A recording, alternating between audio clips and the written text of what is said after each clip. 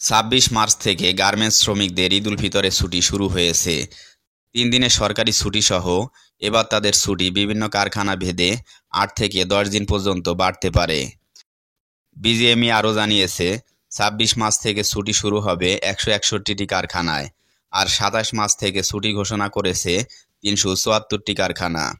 অন্যদিকে ২৮ মার্চ থেকে ছুটি ঘোষণা করেছে ৬৪৮টি কারখানা এবং ২৯ মার্চ থেকে ছুটি ঘোষণা করেছে ৯২৪টি কারখানা।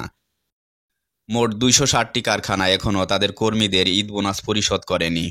তবে কারখানাগুলোকে নির্দেশনা দেওয়া হয়েছিল রমজান মাসের ২০ তারিখের মধ্যে বোনাস পরিশোধ করতে হবে এবং ঈদের ছুটির আগে মার্চ মাসের বেতনের অর্ধেক পরিশোধ করতে হবে। এছাড়াও ২৪টি কারখানা এখনও তাদের কর্মীদের ফেব্রুয়ারি মাসের বেতন পরিশোধ করেনি। বিজিএমইএর তথ্য অনুযায়ী একটি কারখানা এখনও তাদের কর্মীদের জানুয়ারি মাসের বেতন পরিশোধ করেনি। শ্রম আইন অনুযায়ী কারখানা মালিকদের পরবর্তী মাসের ৭ দিবসের মধ্যে কর্মীদের বেতন পরিশোধ করতে হবে।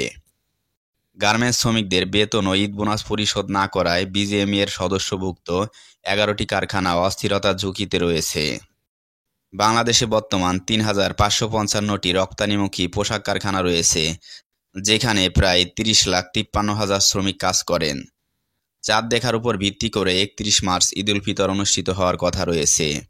২৯ মার্চ থেকে ২ এপ্রিল পর্যন্ত ৩ দিন সরকারি ছুটিসহ এছাড়া ৩ এপ্রিল সাধারণ ছুটি ঘোষণার ফলে সরকারি চাকরিজীবীরাও এবছর ৯ দিন ঈদের ছুটি পাবেন।